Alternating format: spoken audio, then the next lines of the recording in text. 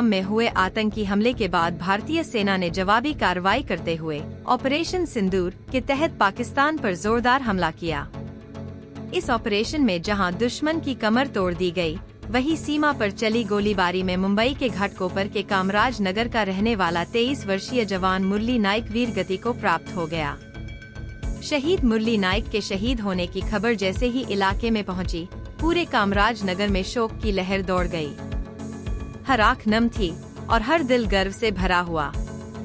इलाके के पूर्व नगर सेवक परमेश्वर कदम ने बताया कि मुरली बचपन से ही होनहार, ईमानदार और जुझारू था। देश सेवा का सपना उसने कम उम्र में ही देख लिया था। परिवार की आर्थिक स्थिति अच्छी नहीं थी, यहाँ तक कि कुछ परिजनों ने सेना में जाने से भी रोका, लेकिन मुरली का जज्बा अडिग था। उसने मेहनत और लगन से सेना में भर्ती होकर अपने सपने को साकार किया। साल 2022 में मुरली नाइक ने भारतीय सेना को ज्वाइन किया। नासिक में ट्रेनिंग के बाद उसे असम, फिर पंजाब में पोस्टिंग मिली। महज 1 महीने पहले ही उसे जम्मू कश्मीर के उरी सेक्टर भेजा गया था, जहां शुक्रवार की सुबह पाकिस्तान की ओर से हुई गोलीबारी में वह वीर गति को प्राप्त हो गया। शहीद मुरली नाइक का पार्थिव शरीर कल उनके पैतृक गांव आंध्र प्रदेश ले जाया जाएगा, जहां पूरे राजकीय सम्मान के साथ उनका अंतिम संस्कार किया जाएगा। धनगर समाज से ताल्लुक रखने वाले मुरली बचपन से ही मिलनसार और चंचल स्वभाव के थे। आज मुरली नाइक पर सिर्फ मुंबई ही नहीं, बल्कि पूरा देश गर्व करता है। उन्होंने भारत माता की रक्षा करते हुए अपना सर्वोच्च बलिदान दिया। तुमच्या विभागातला जवान होता, शहीद झालेला आहे। किती वर्ष हे कुटुंब या ठिकाणी राहत आहे, काय कुटुंबाची पार्श्वभूमी होती, काय सांगणार आहे जवानाबद्दल? अनेक मागील वर्षांपासून मी प्रतिनिधित्व करत असलेल्या वार्डमध्ये कामराजनगर या ठिकाणी श्रीराम नाईक हे त्यांच्या कुटुंबासह राहत होते आणि अतिशय कष्टाळू मोलमजुरी करून कमवणारं कुटुंब होतं।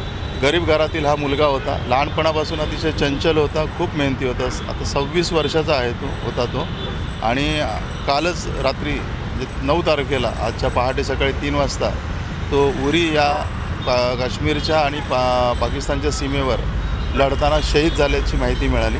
त्याच्या वडिलांना त्यांच्या विभागातील कर्नलने त्याच्या वडिलांना फोन करून ही माहिती दिली। अतिशय दुःखद घटना घडली। आमच्या कामराजनगरचे सर्वच लोक अतिशय शोकाकुल आहे। हा एकटा मुलगा होता त्यांना आणि त्यांच्या आईवडिलांची अशी इच्छा होती की याने जाऊ नये, पण त्याचं स्वप्न होतं की आपल्या देशासाठी काहीतरी करावं। देशाचा अभिमान होता खूप, प्रत्येक गोष्टीत जाणवायचं की हा मुलगा खरोखर वेगळा आहे आणि त्याने या ठिकाणी झोपडपट्टीत राहून शिक्षण घेतलं। मागच्या 2 वर्षापूर्वी तो मिलिटरीमध्ये भरती झाला आणि मागच्या एक 10-12 दिवसापूर्वी तो काश्मीरमध्ये रुजू झाला होता। एकूण वडील काय करायचे याचे आणि आज नेमकं आता सध्या कुठे आहे कुटुंब या ठिकाणी? त्याचे वडील मोलमजुरी करायचे, जे काही काम मिळेल, कधी तांदूळ विकायचे, कधी काय असं मोलमजुरी करून इतर लोकांसारखेच या ठिकाणी भरपूर आंध्रामधील आणि तेलंगणामधील रहिवासी आहेत, त्याप्रमाणेच ते मोलमजुरी करून कष्टाने या ठिकाणी जीवन जगत होते। त्यांचा जे लहानपण होतं त्या मुलाचं अतिशय या ठिकाणी चांगलं गेलं आणि खूप म्हणजे आम्हालाही बोलताना भावना आपल्या हे होतात की शब्द सुचत नाही की काय बोलावं काय नाही। आपल्या डोळ्यासमोर वावरणारा एक लहान मुलगा देशासाठी शहीद झाला, ते आम्हाला थोडंसं कठीण होतं की काय बोलावं काय बोलू